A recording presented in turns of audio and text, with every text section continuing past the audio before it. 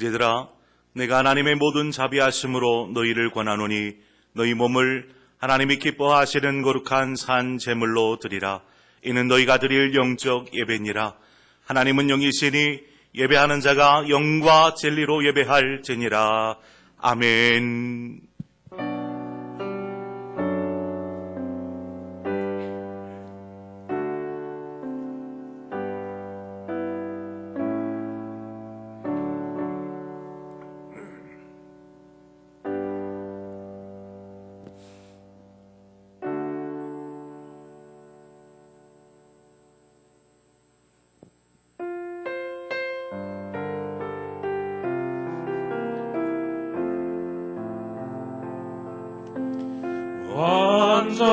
완전하신 나의 주, 그의 길로 날 인도하소서.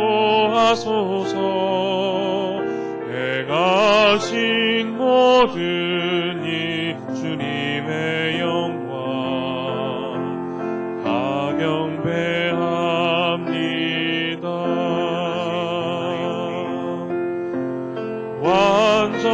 완전하신 나의 주, 그의 길로 날 인도하소서. 행하신 모든 일 주님의 영광 다 경배합니다. 예배합니다.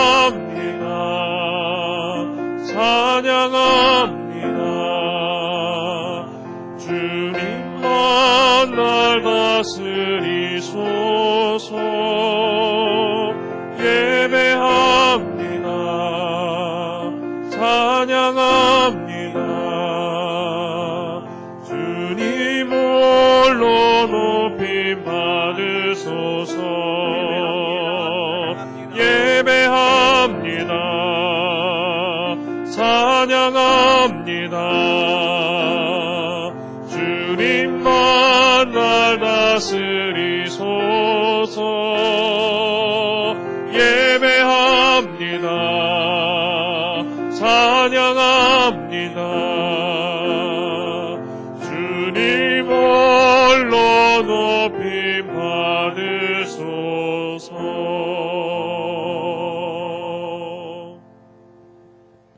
이 시간에 성시교독 31번 시편 68편의 말씀을 우리 함께 교독하도록 하겠습니다. 성시교독 31번입니다.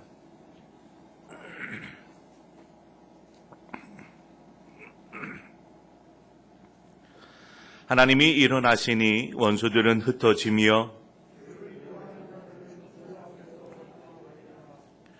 연기가 불려가듯이 그들을 몰아내소서.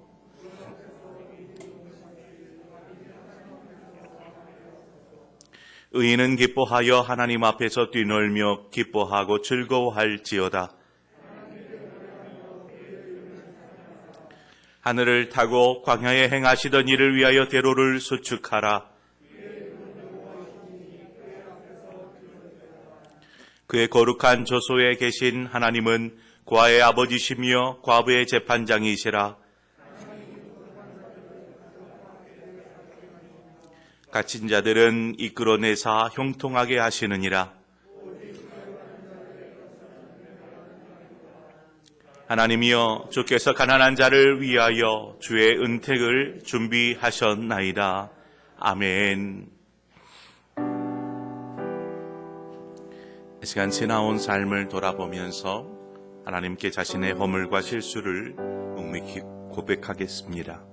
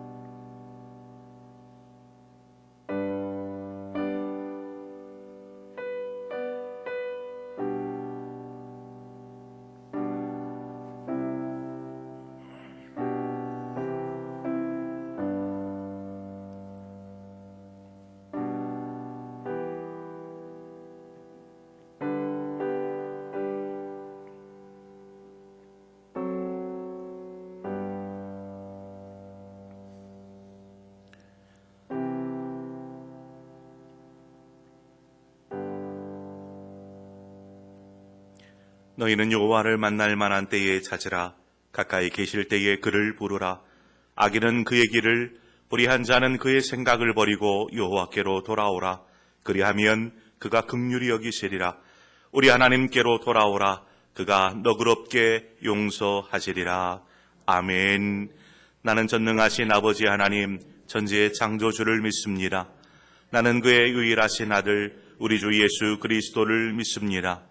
그는 성령으로 잉태되어 동정녀 마리아에게서 나시고 본디오 빌라도에게 고난을 받아 십자가에 못 박혀 죽으시고 장사된 지 사흘 만에 죽은 자 가운데서 다시 살아나셨으며 하늘에 오르시어 전능하신 아버지 하나님 우편에 앉아 계시다가 거기로부터 살아있는 자와 죽은 자를 심판하러 오십니다.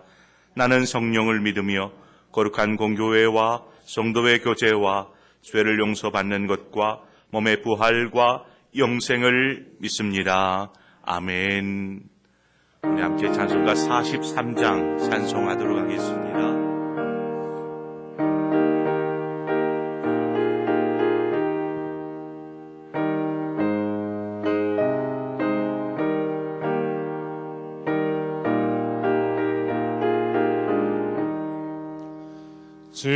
즐겁게 하시갈 날 반갑고 좋은 날 내 마음을 평대하니 즐겁고 기쁜 날 이 날에 천하 만민 다 보자 참되신 삼위일체 다 찬송 부르네.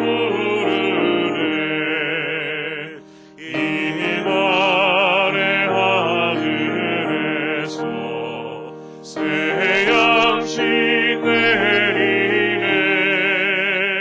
성회로 모이라고 종소리 울리네. 복음의 밝은 빛을 온 세상 비치며 또 영생 물이 흘러 지원케 하시네.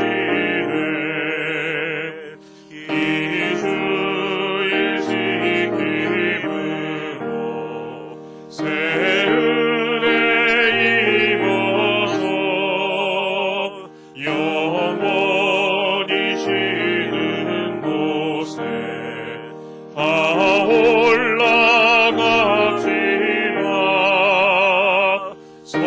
성부께 찬미하고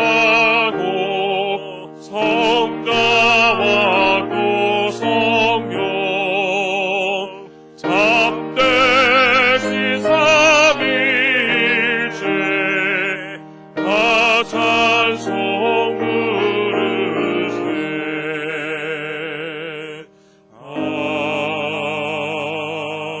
아멘.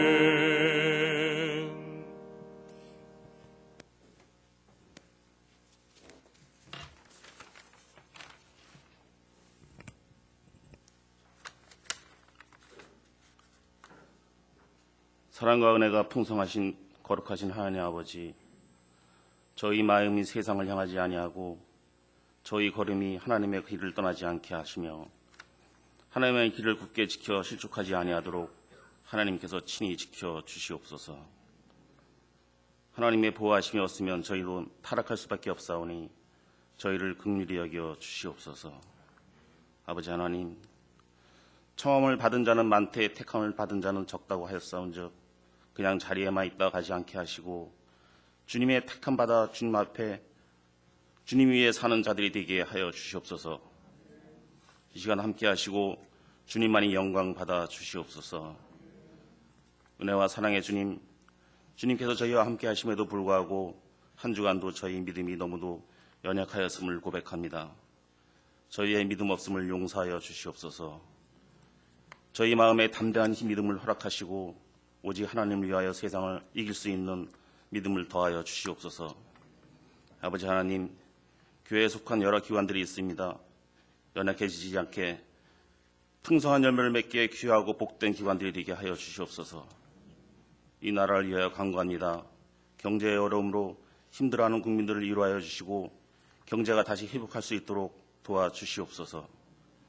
이 시간 주님께 드리는 거룩한 예배를 돕는 손길들이 있사오니 주님께서 저희에 함께하여 주시고 하늘의 신령한 비밀들을 알게 하시고 하늘의 복으로 동행하여 주시옵소서.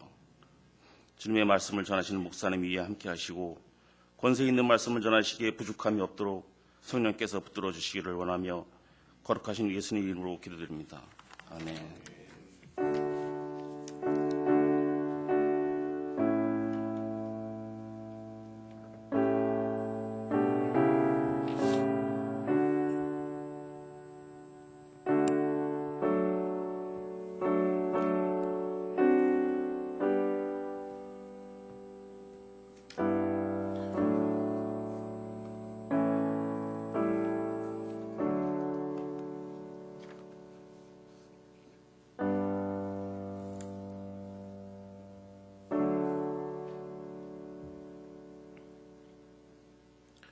하나님께서 오늘 우리에게 주실 말씀은 창세기 15장 1절에서 11절의 말씀입니다. 창세기 15장 1절에서 11절의 말씀을 제가 봉독해 올리도록 하겠습니다.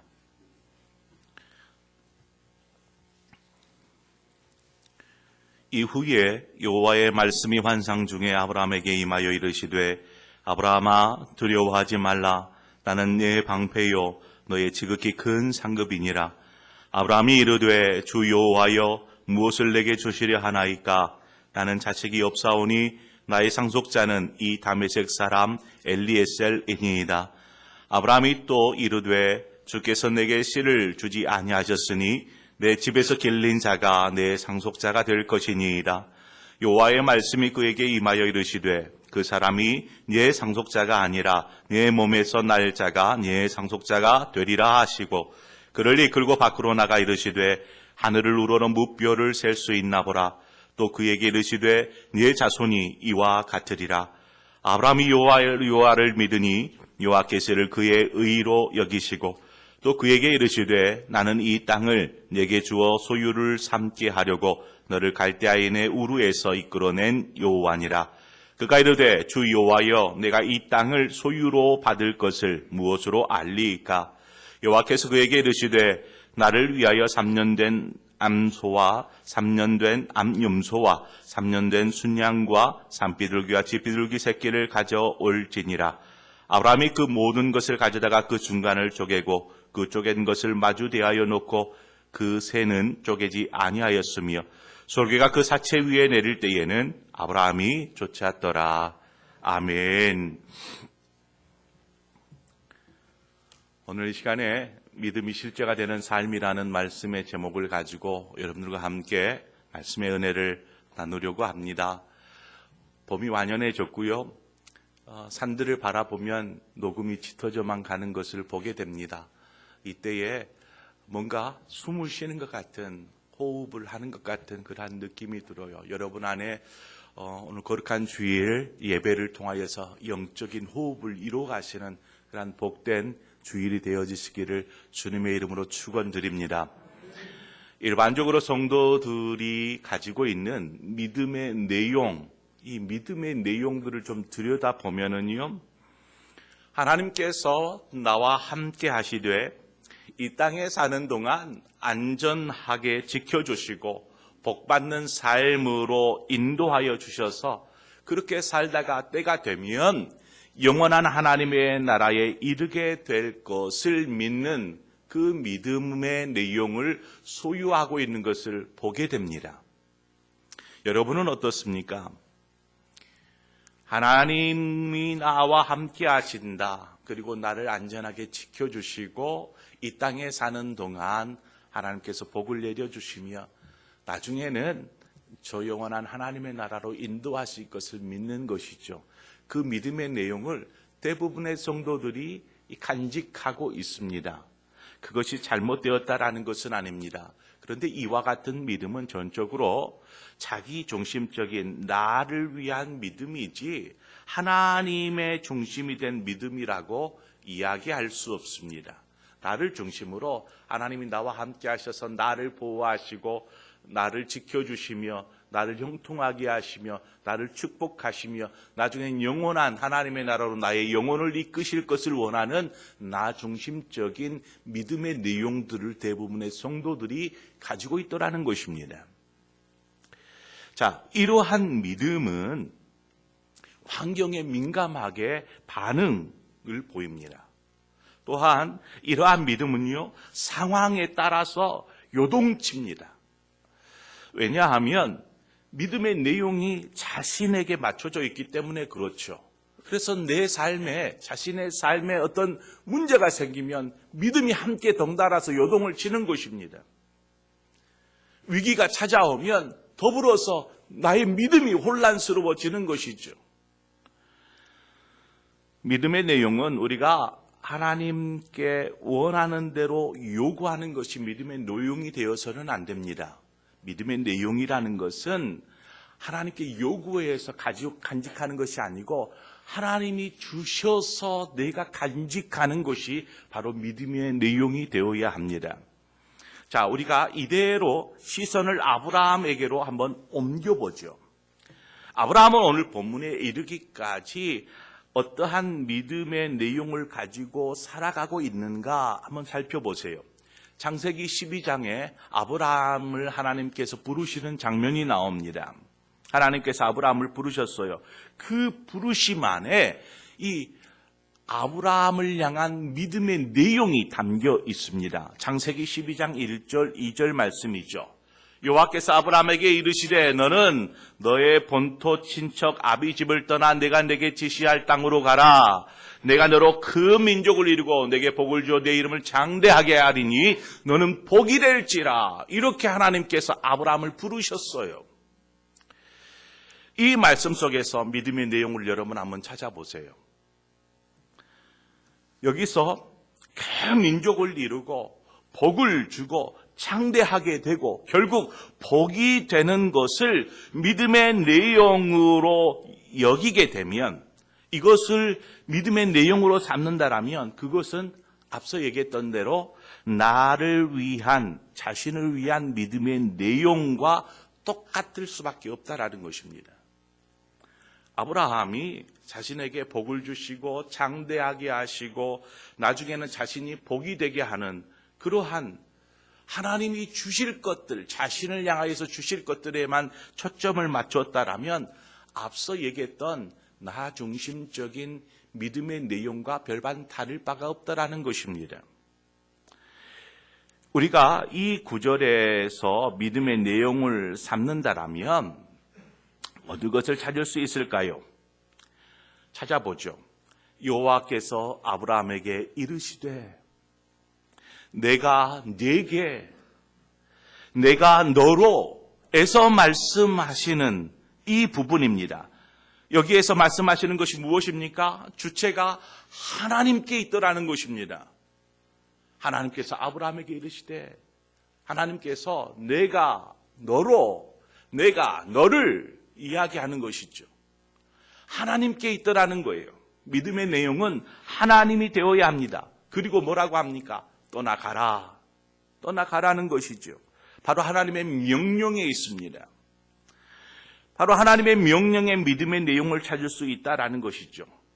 그래서 창세기 12장 1절과 2절에서 하나님의 믿음의 내용을 찾는다라고 한다라면 하나님이 아브라함에게 주시는 장대하고 큰 민족을 이루고 복이 되게 하는 이것이 믿음의 내용이 아니고, 무엇이 믿음의 내용이 되어야 되냐면 하나님이 믿음의 내용이 되어야 하고 하나님의 명령이 믿음의 내용이 되어야 한다라는 것입니다. 그런데 엉뚱한 데 빠져 있다 보니까 자신의 삶이 장대하게 안 되면, 복이 안 되면 흔들리기 시작하는 것입니다. 위기에 처하는 것입니다.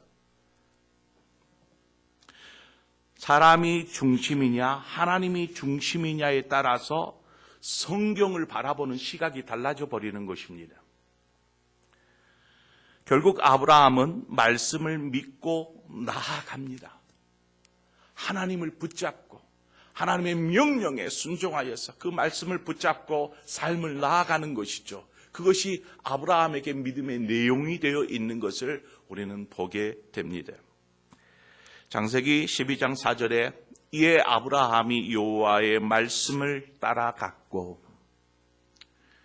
하나님께서 주실 장대하게 하고 복이 되게 하고 큰 민족 이것을 붙잡고 나간 것이 아니고 하나님, 또 하나님의 명령, 하나님의 말씀을 붙잡고 나아갔다라는 것입니다.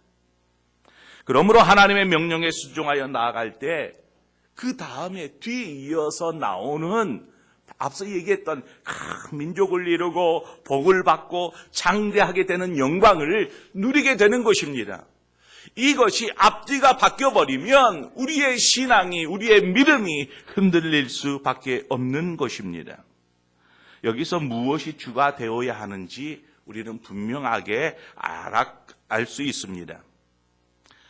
바로 이 삶이 믿음이 실제가 되는 삶이라 바꿔 말할 수 있습니다. 믿음이 실제가 되는 삶.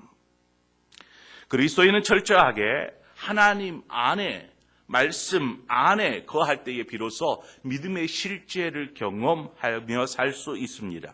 오늘 다루게 될 내용은 아브라함이 가지고 있는 이 믿음의 내용이 때로는 항상 하나님 중심적인 삶을 살다가도요, 우리의 믿음이 그렇잖아요. 연약해져서 자기 중심적으로 이렇게 돌아서려고 할 때도 있습니다. 어긋나려고 할 때. 이러한 때에도 아브라함이 있었습니다. 아브라함 역시도 자신의 믿음 안에서 믿음의 내용이 흔들릴 때가 있었습니다. 이러한 때에 어떻게 하나님 앞에 바로 서서 믿음 안에 온전히 서가는지 오늘 그 부분에 대해서 우리가 집중해 보려고 합니다.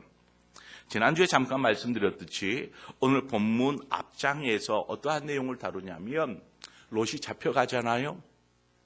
그래서 이 아브라함이 이 군사를 데리고 318명의 훈련받은 사람들을 데리고 이제 그 북쪽에 있는 네 나라 연합군을 쫓아갑니다. 그리고 그 연합군과 싸워서 조카 롯과 또 빼앗긴 것들을 다 찾아오게 되죠. 그런데 이러한 내용의 흐름상 그것이 전부가 아니었습니다. 아브라함이 치른 싸움, 이 네 연합군과 318명을 데리고 가서 싸우는 이 싸움은 전면전이 아니었습니다. 이 싸움은 어떠한 싸움이었냐면 밤 깊은 시간, 깊은 밤에 이 아브라함이 318명을 데리고 급습합니다. 그래가지고 허둥대는 저들 연합군을 물리치고 롯과 그의 일가족, 그의 식솔들 뿐만 아니라 빼앗겼던 것들을 되찾아오는 것을 보게 됩니다. 전면전이 아니다라는 것입니다. 여러분, 이러한 급습하고 모든 것을 되찾아왔는데 만약에 이제 연합군이 다시 한번 재정비하고 전열을 정비해서 아브라함을 치려고 쫓아온다라면, 아브라함을 찾아온다라면 아브라함이 그 연합군을 감당할 수 있겠는가라는 것입니다. 318명이었어요. 네 나라가 연합한 연합군이에요. 그 숫자가 몇이겠습니까? 그런데 318명이에요. 이길 수 있겠습니까? 도저히 불가능한 일이죠. 그 전에는요, 밤에 야습을 했어요. 그러다 보니까 어떻게든 롯을 빼올 수도 있었고 싸움에서 좀 승리할 수 있었어요. 그런데 다시 한번 저 연합군이 아브라함을 잡기 위해서 밀려 내려온다라면 아브라함이 어떻게 할 수 있겠느냐라는 것입니다. 결코 감당할 수 없을 것입니다. 연합군과 싸워 이기고 돌아오는 아브라함을 멜기세덱이 맞이합니다. 그리고 멜기세덱이 아브라함에게 이렇게 이야기하여 주죠. 너의 대적을 네 손에 붙이신 지극히 높으신 하나님을 찬송할지로다. 그러니까 이 일이 밤에 야습을 통해서 승리를 얻었지만 이것조차도 멜기세덱이 뭐라고 합니까? 하나님께서 너의 삶을 인도하셨다. 하나님께서 너로 승리케 하셨다라는 것을 말씀하여 줍니다. 이렇게 승리하고 형통하고 평안할 때에는 쉽게 아멘이 나와요. 아멘 할 수 있습니다. 동의하는 것이죠. 그런데 시간이 지나고 돌아와서 생각해 보니까 저 연합군이 혹 나를 잡기 위해서, 나를 죽이기 위해서 내려오면 어떻게 할까? 전열을 정비하고 나를 잡기 위해서, 죽이기 위해서 내려오면 어떻게 할까? 이러한 생각, 불안한 마음이 들기 시작하는 것입니다. 누구에게? 아브라함에게. 지금 아브라함이 두려워하는 것이 바로 이것입니다. 이처럼 믿음의 눈으로 삶을 바라보지 못하면 믿음이 흔들리게 되고 우리의 마음 가운데 어떠한 마음이 생기냐면 두려움이 생기다라는 것입니다. 두려움에 휩싸인 아브라함에게 하나님께서 찾아오십니다. 그리고 아브라함에게 말씀하시죠. 오늘 본문 1절에 뭐라고 합니까? 아브라함에게 찾아오셔서 하나님께서 두려워 말라 말씀하시지 않습니까? 본문 1절이죠. 두려워 말라. 두려워하고 있는 아브라함에게 찾아오셔서 두려워 말라 말씀하십니다. 이 얼마나 하나님 멋지신 하나님이십니까? 가장 적당한 시간에 찾아오셔서 말씀하시는 것이죠. 바로 이것이 하나님과 동행하는 삶에서 맛볼 수 있는 하나님의 위로요, 하나님의 축복인 것입니다. 한번 비교해 보시기를 바랍니다. 두려워하지 말라라는 이 말 한마디예요. 하나님께서 말씀하신 두려워하지 말라 아브라함아 하는 이 말 한마디의 힘이 아브라함 자신의 삶에 미치는 영향과 일이 잘 되고 롯을 구출하고 이러한 일이 잘 되고 자녀들이 잘 되고 이러한 복된 일들과 비교할 수 있겠는가라는 것입니다. 하나님께서 말씀하신 두려워 말라 하는 이 말 한마디의 힘과 삶이 잘 되고 형통하고 이러한 것들과 비교할 수 있겠는가라는 것이죠.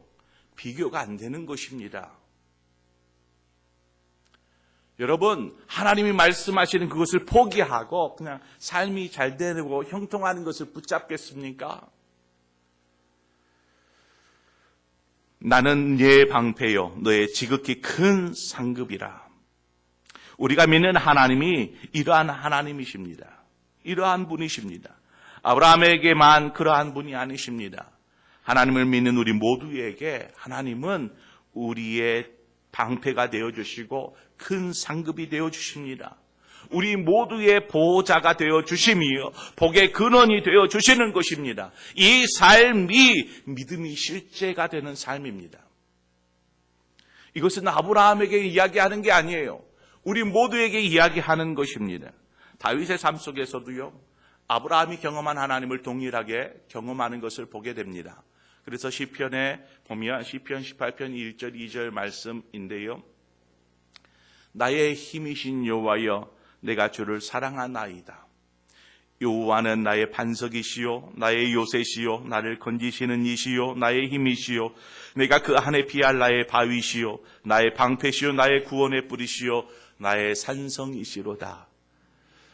다윗의 고백입니다. 아브라함이 경험한 하나님, 다윗이 경험한 하나님, 이 말씀은 이론이 아닙니다. 책에 나와 있는 내용이 아닙니다. 이것은 실제입니다. 그래서 우리의 삶에, 여러분의 삶에 이 실제가 되시는 하나님을 경험하시기를 바랍니다. 아브라함에게 또 다른 문제가 있었습니다.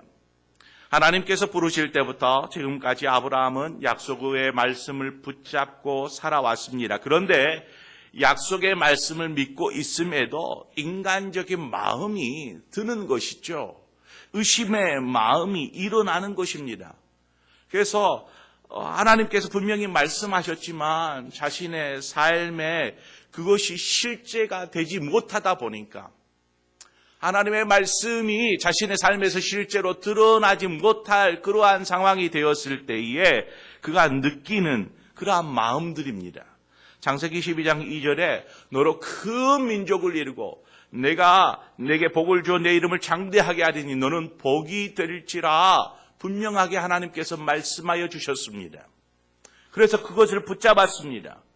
그런데요, 아브라함이 이 약속의 말씀을 잊지 않고 있었지만 자신의 삶을 돌아다 보니까 이 약속의 말씀이 이루어질 것 같지 않아 보이는 거예요. 아무리 보아도 내 삶에, 내 환경 가운데서 이 말씀이 성취되어질 것 같지 않아요. 하지만 이러한 때에 자신의 삶을 돌아보고 이러한 마음이 들기 시작하니까 이것이 풍선 부풀어 오르듯이 계속해서 자신의 마음 가운데서 이러한 의심이 자라나는 것입니다. 시간이 가면 갈수록. 왜 그런가요? 벌써 하나님께서 약속하셔서 하나님의 말씀을 쫓아 나올 때가 75세였습니다. 이제 창세기 16장으로 가면 10년이 지나요. 그러면 지금 시간이 지금 이 고백을 할 아브라함의 나이가 거의 10년 가까이가 되어 간다고 볼 때에 85세가 되어 가요. 자신의 삶을 보면 내가 이 늙은 나이에 어떻게 후사를 볼 수 있을까라는 생각이 드는 것이죠. 시간이 가면 갈수록 더 힘들다라는 것을 분명히 본인이 아는 것입니다. 그러니 하나님의 약속의 말씀을 붙잡고 여태껏 살아왔지만 계속해서 이 마음 가운데 후사를 주시지 않을 건가 보다. 이러한 마음이 의심이 일어나기 시작하는 것입니다. 늙어가는 자신의 처지와 하나님께서 하신 약속의 말씀과 배치가 되는 것이죠. 바로 이 부분입니다. 우리도 알고 있는 말씀이 우리의 삶에 분명히 하나님께서 그렇게 말씀하셨는데 우리의 삶을 들여다보면 우리의 삶과는 좀 멀게만 느껴질 때가 있어요. 하나님, 왜 이 말씀이 내 삶에는 이루어지지 않는 걸까요? 내 삶에서는 왜 이 말씀이 성취되어지지 않는 걸까요?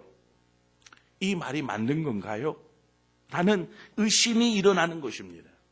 3절에 보니까 아브라함이 또 이르되 주께서 내게 씨를 주지 아니하셨으니 내 집에 길른 자가 내 상속자가 될 것이니이다 말하면서 자신의 종이 엘리에셀을 거론합니다. 이 부분을 묵상하면서 아브라함이 믿음의 조상이라고 얘기하잖아요. 믿음의 조상, 믿음의 출발점, 믿음의 조상이지만 참으로 인간적인 연약함을 가지고 있다라는 것을 발견하게 됩니다. 우리 역시 믿음 안에서 해결하고 싶지만 잘 안 되는 연약한 부분들이 있어요. 우리에게도. 그것을 믿음 없다는 말을 듣지 않으려고 그 문제를 그냥 덮거나 없는 것처럼 그렇게 할 필요가 없습니다. 아브라함은 자신의 상황을 솔직하게 하나님 앞에 이야기합니다. 아브라함이 하나님께 자신의 연약함을 이야기하는 것, 바로 연약함은 이것이고요. 자신의 상황은 이러한데 어떻게 해야 합니까? 이렇게 묻는 것이죠. 이야기하는 것입니다. 이것을 뭐라고 얘기할까요? 하나님과 대화. 이것을 우리 다른 말로 기도라고 얘기하잖아요. 하나님 기도하는 것입니다. 내 처지, 내 상황, 내 믿음 없음, 내 연약함, 이것을 그냥 얘기하는 거예요. 하나님, 분명히 저는 믿는데요. 상황을 보니까, 지금 저의 처지를 보니까 믿음이 막 흔들려요. 의심이 차올라요. 어떻게 해야 돼요? 하나님, 이 상황을 어떻게 해결해야겠습니까? 라고 묻는 것이죠. 기도하는 것입니다. 아브라함은 의심이 들 때에 기도했습니다. 여러분, 기도로 훈련된 사람은요, 자연스럽게 이러한 상황이 되면 기도의 자리로 나아갑니다. 그리고 하나님께 기도하는 것이죠. 하지만 훈련되지 않는 사람은 어떻게 하는가요? 혼자 머리를 싸맵니다. 그리고 나름의 뭔가 해결책을 찾아내려고 하죠. 그래서 차선책을 선택하고 그것이 하나님의 뜻이겠지 생각합니다. 여러분, 자신의 생각을 하나님의 뜻이라고 우기지 마시기 바랍니다. 기도하는 거예요. 그리고 하나님의 뜻을 분명하게 발견하는 것입니다. 마가복음 11장 24절에 그러므로 내가 너희에게 말하노니 무엇인지 기도하고 구하는 것은 받은 줄로 믿으라. 그리하면 너희에게 그대로 되리라. 분명하게 말씀하시잖아요. 아브라함이 하나님께 이렇게 응답을 받습니다. 4절에 보니까 여호와의 말씀이 그에게 임하여 이르시되 그 사람이 네 상속자가 아니라 네 몸에서 날 자가 네 상속자가 되리라. 이 얼마나 감격스러운 말씀이에요. 기도하는 사람은 당장 그 말씀을 딱 듣고 사라가 임신했어요라는 아이가 생기지 않을지라도 하나님께서 약속하신 말씀이 이루어질 것을 믿고 기다리게 됩니다. 기도하는 사람은. 그러므로 상황을 보지 마시기 바랍니다. 환경을 보지 마시기 바랍니다. 하나님은 상황을 변화시키기보다 말씀을 통해서 우리 안에 무엇을 심어주자면 우리의 중심에 믿음을 심어주시는 것입니다. 그래서 믿음의 눈을 가지고 이제 상황을 바라보는 것이죠. 당장 아이가 생기지 않아도 문제가 되지 않습니다. 믿음이 있기 때문에. 근데 상황이 주가 되어 있으면 왜 그래도 바뀌지 않아요? 라는 믿음이 더 커져만 가게 되는 것이죠. 기도하는 사람은 믿음의 눈으로 바라봅니다. 하나님의 말씀에 아브라함이 믿음으로 반응했어요. 6절에 보니까 아브라함이 여호와를 믿으니 여호와께서 이를 그의 의로 여기시고 그걸 의롭게 여기신 것이죠. 하나님께서 아브라함의 믿음을 통해서 그의 의로움을 보셨습니다. 이 부분이 참 재미있는 장면인데요. 의로움이라는 것을 사도 바울은 이렇게 얘기를 해요. 로마서 10장 8절에 보면 말씀이 내게 가까워 내 입에 있으며 내 마음에 있다 하였으니 곧 우리가 전파한 믿음의 말씀이라. 의로움을 믿음의 말씀, 하나님의 말씀이 어디에 있냐면 입에 있고 마음에 있다라고 이야기합니다. 그것이 의로움이라고 말하는 것이죠. 즉 의로움은 하나님의 말씀을 입과 마음에 두는 것입니다. 하나님의 말씀을. 그래서 우리가 잘 아는 마음으로 믿어 의에 이르고 입으로 시인하여 구원에 이르느니라 라는 말씀으로 이어지는 것이죠. 지금 아브라함이 의롭게 여김을 받은 것은 여호와 하나님의 말씀을 마음으로 굳게 믿었고 입으로 이야기하는 것입니다. 아멘, 그렇게 될 줄 믿습니다. 이렇게 말하는 것이죠. 자, 그런데 재미있는 장면은 요 다음에 나와요. 그렇게 마음으로 믿었고 입으로 시인했는데 그 다음에 잠시 후에 보면 8절에 가보세요. 그가 이르되 주 여호와여 내가 이 땅을 소유로 받을 것을 무엇으로 알리까? 라고 질문하는 내용이 나옵니다. 하나님께서 이 땅을 모두 너에게 줄 것이다. 내가 너에게 줄 거야. 라고 말씀하셨는데 또 다시 질문을 해요. 여러분, 땅 문서를 만들어서 손에 딱 쥐어줘야 이제야 하나님께서 약속하신 이 땅을 내게 주어 소유로 삼게 하겠다라는 이 말씀이 이루어진 걸까요? 땅 문서를 손에 쥐어줘야 그때서야 하나님께서 약속하신 것이 이루어졌구나라고 믿게 되는 걸까요?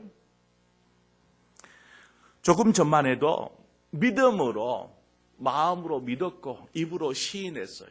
그것을 하나님께서 아브라함의 의로움으로 보셨어요. 그런데 바로 뒤에 이어서 이러한 장면이 나옵니다. 믿음으로 의롭다 여김을 받았던 아브라함이 땅의 소유의 문제, 소유권의 문제를 가지고 하나님께 묻는 장면이 참 재밌어 보입니다.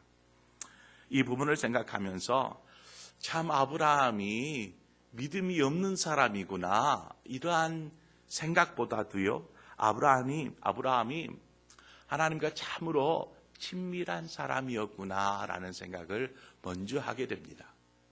친밀한 사람. 친밀하다 보니까 그냥 얘기하는 거예요. 자신 안에 뭔가 문제가 있음에도 불구하고 그걸 그냥 가만히 감춰놓지 않고 속 마음을 드러내는 거예요. 하나님, 그럼 땅 문제는 어떻게 해요? 저는 이것이 잘못된 거라고 보지 않아요. 친밀함 속에서 나오는 아브라함의 모습을 보게 됩니다.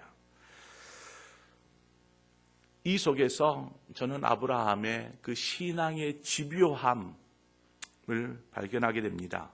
신앙은 이와 같은 집요함이 필요합니다. 이해되지 않으면 이해될 때까지, 믿어지지 않은 믿음이 우리 안에 차오를 때까지 계속해서 묻는 것이죠. 하나님 어떻게 해요?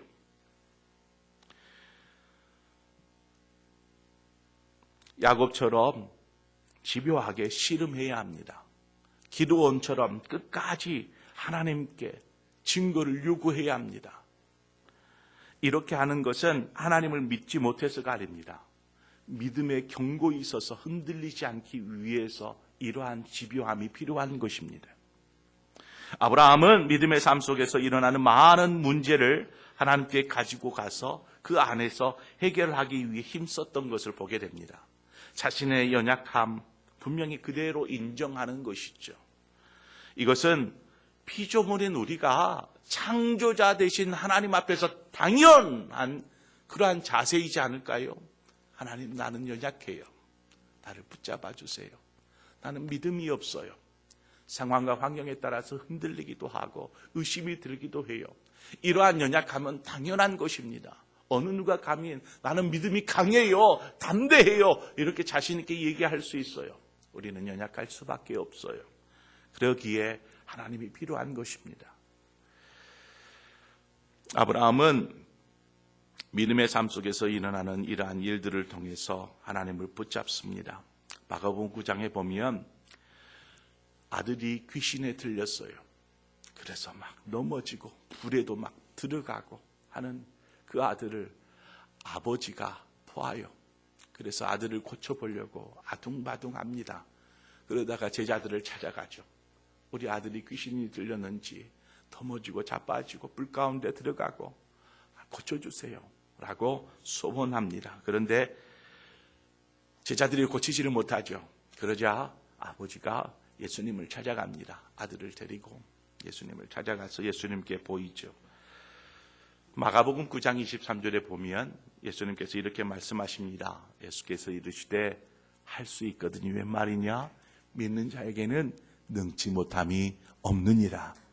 이 말씀을 하십니다. 이 말을 들은 아이의 아버지가 소리를 지르기 시작합니다. 뭐라고 소리지냐면 내가 믿나이다. 나의 믿음 없음을 불쌍히 여겨 주옵소서, 도와주옵소서 이렇게 외쳐요. 어느 아비가 이 자식이 그 귀신 들림에서 벗어날 수 있도록 병에서 나음을 얻을 수 있도록 하는 마음을 어느 아비나 다 가지고 있는 것이 아니겠습니까? 그렇지만 자신의 연약함을 인정하는 것입니다. 제 목숨을 주어도 우리 아들을 살릴 수 있으면 제 목숨까지도 내어드릴 수 있어요. 이러한 마음이 아비의 마음인데 그 마음조차도, 그 믿음조차도 연약하더라는 것입니다. 그래서 도움을 구하는 것이죠. 우리의 믿음, 우리의 신앙이 연약할 때에 그대로 하나님께 나아가는 것입니다. 하나님은 아브라함의 질문을 들으시고 나서 아브라함을 어떻게 인도하시냐면 제사로 인도합니다. 한마디로 예배로 인도하는 것이죠. 오늘 본문을 보면 아브라함이 자신 안에서 일어나는 문제를 가지고 하나님께 나아갈 때에 하나님께서는 그를 예배의 자리로 초청하심으로 그 예배 가운데서 하나님의 뜻을 말씀하시는 것을 보게 됩니다. 예배의 자리로 나아가는 것이죠. 그래야 우리의 문제를 해결할 수 있습니다. 예배의 자리로 나아가는 것은 하나님의 뜻을 분명히 알아서 나가는 것이 아닙니다. 하나님의 뜻을 알기 위해서 예배의 자리로 나아가는 것입니다. 두려움과 의심, 삶의 문제들로 겪게 되는 혼란을 통해서 믿음이 흔들리고 그 하나님과 하나님의 말씀을 붙잡고 나가던 그 믿음이 어느 순간인가 환경과 상황을 바라보면서 내가 원하는 믿음의 내용으로 바뀌어져 갈 때에 우리는 그러한 아브라함의 모습을 보면서 우리 역시도 그러한 상황을 숱하게 겪게 되는 것을 보게 됩니다.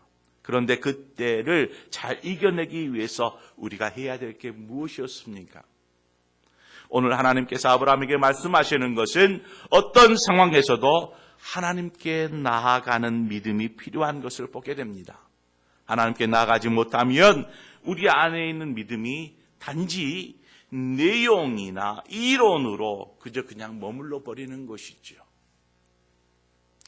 자신이 온전한 믿음을 가지고 있다고 할지라도 하나님께 나아가서 기도하고 예배하지 않으면 쉽게 그 믿음의 내용이 자기 중심적으로 바뀌어 버릴 수 있는 것입니다. 믿음의 조상인 아브라함 역시 믿음으로 의롭다 함을 받으면서도 연약한 모습들을 보이지 않았습니까? 믿음이 지식으로만 머물러 있는 신앙, 믿음에 순종함이 없는 신앙, 믿음에 감격이 없는 신앙은 자신의 삶에 주님이 설 자리를 잃어버리는 것과 같습니다. 하나님만이 여러분의 삶의 전부가 되게 하시기 바랍니다. 하나님은 결코 여러분을 외면하지 않으십니다. 하나님의 사랑이 실제가 되어 이 땅에 예수 그리스도 독생자로 오시지 않았습니까? 이것이 바로 하나님의 사랑이 실제가 된 것입니다. 그냥 하나님의 사랑이 아니고 그것은 분명하게 우리 안에 실제로 드러나셨습니다.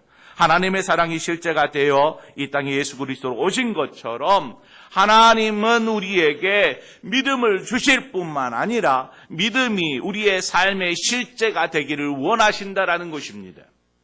믿음은 구원 얻기 위한 수단이 아니라 우리의 삶을 능력 있게 살아가는 힘이 되는 것입니다. 십자가의 도가 멸망하는 자에게는 미련한 것이요 구원 얻는 우리에게는 하나님의 능력이 됩니다. 우리는 우리의 삶을 믿음으로 능력 있게 살아야 할 줄 믿습니다. 그것이 곧 믿음이 우리의 삶의 실제가 되는 삶을 살 때에 이 고백을 할 수 있는 것입니다. 그저 마음에만 담아두지 말고 자기 중심적인 믿음의 내용을 소유하지 말고 하나님과 하나님의 말씀을 붙잡고 기도와 예배하는 자리에 나아갈 때에 우리의 삶은 능력 있게 변하게 될 줄 믿습니다. 그러한 능력의 삶이 여러분의 삶에 일어나기를 주님의 이름으로 축원드립니다. 우리 함께 기도하겠습니다. 하나님 아버지, 오늘도 거룩한 주님의 날을 허락하셔서 흩어졌던 하나님의 성도들이 한자리에 모여서 하나님을 찬양하며 예배합니다. 우리가 드리는 예배를 통해서 주님 영광 받으시고 우리가 이 예배를 통해 하나님의 뜻이 무엇인지를 분명하게 깨달았다라면 이제는 그 하나님과 말씀을 붙잡고 믿음이 실제가 되는 그러한 삶을 살 수 있도록 인도하여 주옵소서. 예수 그리스도의 이름으로 기도하옵나이다. 아멘. 우리 찬송가 379장을 찬송하도록 하겠습니다.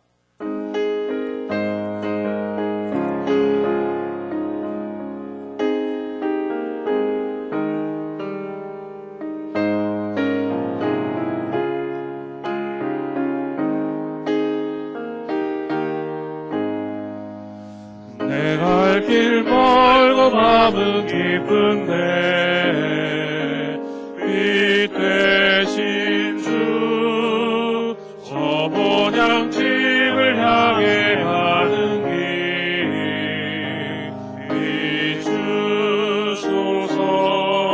비추소서. 내 가는 길 알지 못하나 한 걸음씩 늘 인도하소서.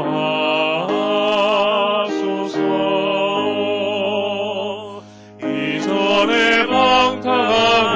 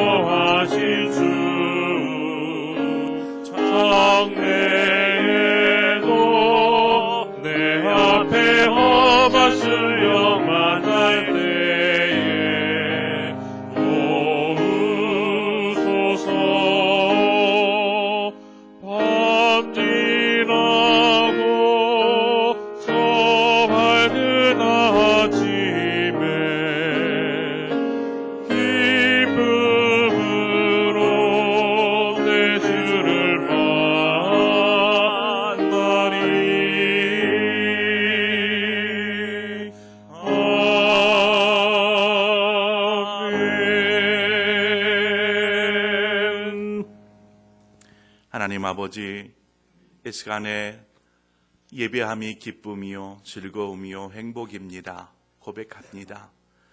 우리의 삶을 이때까지 인도해 주셔서 감사합니다.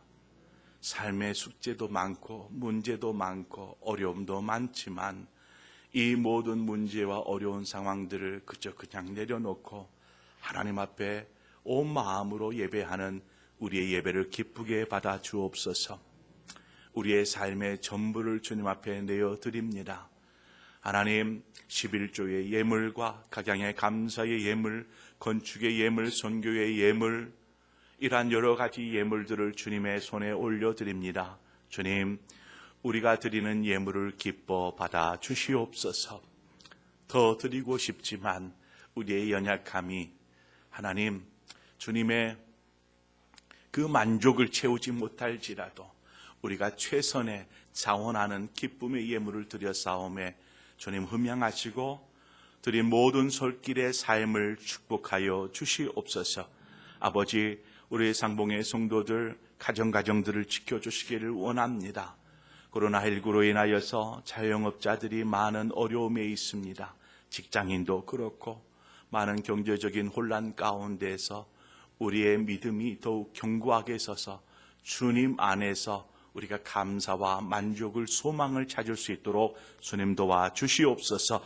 우리 안에 믿음을 더하여 주시어서 결코 흔들리지 않게 하시고 견고할 수 있도록 주님 인도하여 주시기를 원합니다. 아버지, 우리 성도들의 삶을 축복하건대 특별히 건강의 이유로 고통 가운데 있는 환우들이 있습니다. 주님 찾아가 주옵소서. 저들의 슬픈 마음, 고통스러운 마음, 그러한 것들을 주님께서 위로하시고 힘주시고 속히 일어날 수 있도록 도와주시옵소서. 주님 역사하여 주시기를 원합니다. 하나님 또한 우리 교회 가운데 성도들 하나님 저들의 사업과 일들을 하나님 축복하여 주시옵소서. 모든 일들이 형통하면 좋겠지만 위기가 찾아올지라도 나와 함께 하시는 하나님, 또 하나님의 그 축복의 말씀이 분명히 성취되어 것을 믿고 의지하며 담대하게 이 위기를 극복해 나아갈 수 있도록 도와주시기를 원합니다. 가정에 어려움이 있습니까? 주님 찾아가 주시고 모든 관계의 문제들을 화목함으로 이루어 주옵소서. 바꾸어 주옵소서. 자녀들의 문제를 하나님의 손에 맡겨드립니다. 하나님께서 저 아이들을 믿음으로 양육하여 주시고 믿음으로 설 수 있도록 도와주시옵소서. 하나님, 코로나19가 잠잠해져 갑니다. 하나님 감사합니다. 이제 깨끗하게 완전하게 낫게 하시고 모든 것들이 정상으로 돌아오게 하여 주옵소서. 우리 상봉의 모든 성도들의 예배의 삶이 회복되어지게 하시고 기도의 삶이 회복되어지게 하여 주시어서 모든 믿음이 우리의 삶의 실제가 되어지는 것을, 믿음의 능력이 되어지는 것을 경험하는 우리 모든 상봉의 성도들이 될 수 있도록 축복하여 주시옵소서. 예수 그리스도의 이름으로 축복하며 기도하옵나이다. 아멘. 하늘에 계신 우리 아버지, 아버지의 이름을 거룩하게 하시며 아버지의 나라가 오게 하시며 아버지의 뜻이 하늘에서와 같이 땅에서도 이루어지게 하소서.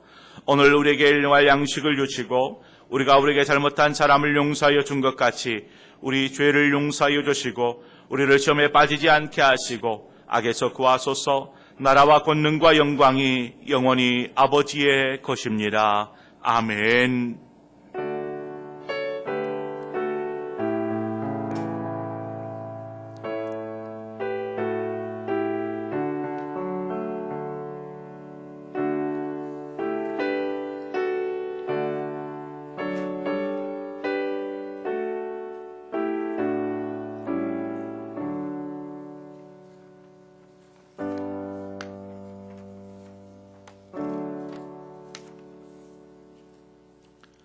옆 사람과 교제 나누시죠. 믿음이 실제가 되시기 바랍니다.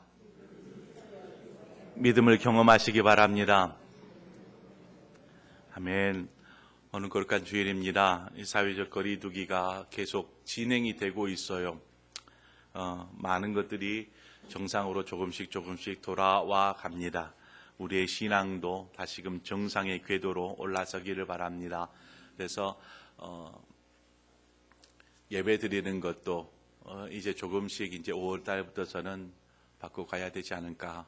그래서 논의하고 또 좋은 결론들을 내려서 여러분들과 함께 정상의 신앙을 유지할 수 있도록 힘쓰도록 하겠습니다. 여러분 기도해 주시기를 바랍니다. 요람 제작 중에 있습니다. 요람 사진을 요청했는데 별로 내시는 분이 없어요. 나는 그냥 그대로가 좋아요 라고 하시는 건지. 그래서 나중에 저희가 사진을 직접 예배 마치고 돌아갈 때 사진을 막 찍어 드리려고 합니다. 바깥에서. 그래서 그때 협조해 주셔서 요람 사진들을 핸드폰으로 잘 찍어서 예쁘게 작업을 할 수 있도록 여러분들이 도와주시기 바랍니다. 교회 홈페이지와 유튜브에서 수요 예배 동영상을 올렸습니다. 길지 않는 한 20분 분량의 시간이어서 쉽게 여러분들이 접할 수 있을 것 같아요. 기존의 수요 예배 때보다 더 많은 사람들이 동영상을 통해서 예배를 드린 것 같아요. 참 감사하고 그렇게 예배를 조금씩 정상의 기도로 바꿔가려고 합니다. 그래서 이번 주에도 우리가 수요 예배를 동영상으로 여러분들에게 제공해 드리겠습니다. 여러분들 문자로나 해서 유튜브로나 홈페이지로나 이게 받아보셔서 그것을 통해서라도 함께 예배해 주시기를 바랍니다. 5월 청소는 우리 오전도회가 담당하겠고요. 나중에 한번 당회 논의를 하겠지만 코로나가 마무리가 되면 우리가 대청소하면서 우리가 좀 새로운 마음으로 좀 출발을 했으면 좋겠다라는 마음이 듭니다. 여러분 한우들 있습니다. 한우들을 위해서 기도해 주시고요. 이사 4월 22일에 신선미 집사님 가정이 이사를 하게 됩니다. 위해서 기도해 주시기를 바랍니다. 우리 다 함께 자리에 일어나셔서 화송의 노래 함께 하겠습니다.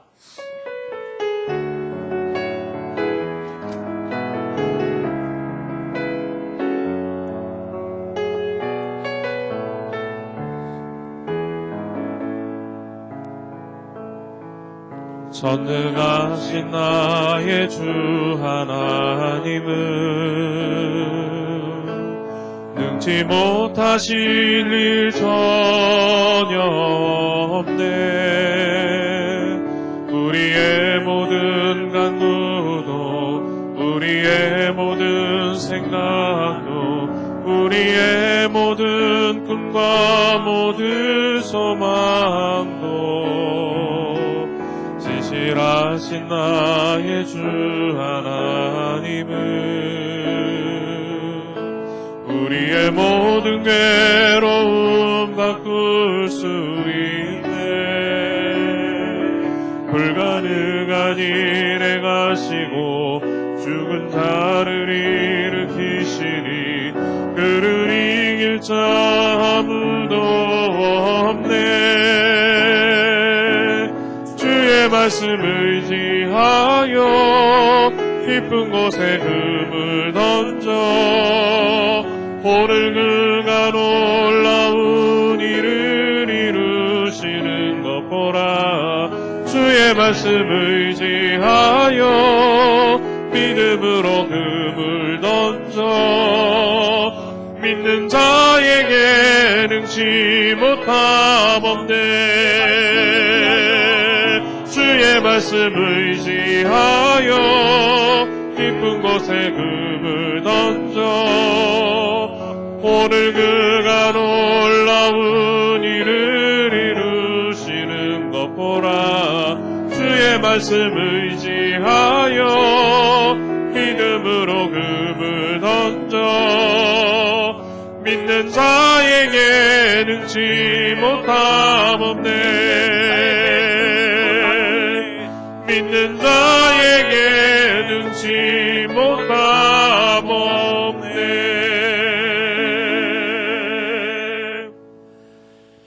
이젠 우리 주 예수 그리스도의 구속의 은혜와 하나님 아버지의 그 크신 사랑하심과 성령의 교통하심이 이제 우리가 소유한 믿음이 우리의 삶의 실제가 되며 경험되어지는 믿음으로 살겠습니다. 결단하며 나아가는 우리 사랑하는 모든 상봉의 성도들, 저들의 가정과 일터, 자녀들 위해 사랑하는 몸된 교회와 이 나라와 민족 열방 가운데 이제로부터 영원토록 함께하여 주옵시기를 간절히 축원하옵나이다. 아멘.